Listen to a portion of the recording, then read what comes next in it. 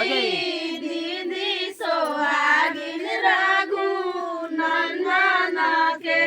जतने चुमेली ओतने देली आशीष रघु नंदन के चुमाली दीदी सोहागिन रघु नंदन के जतने चुमेली ओतने देली आशीष रघु नंदन के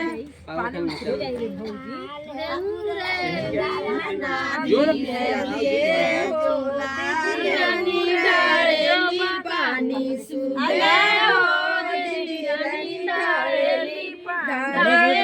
पानी लगावेली घानी पानी लगावेली घानी सुबह अलगे मुसली चुलानी सुबह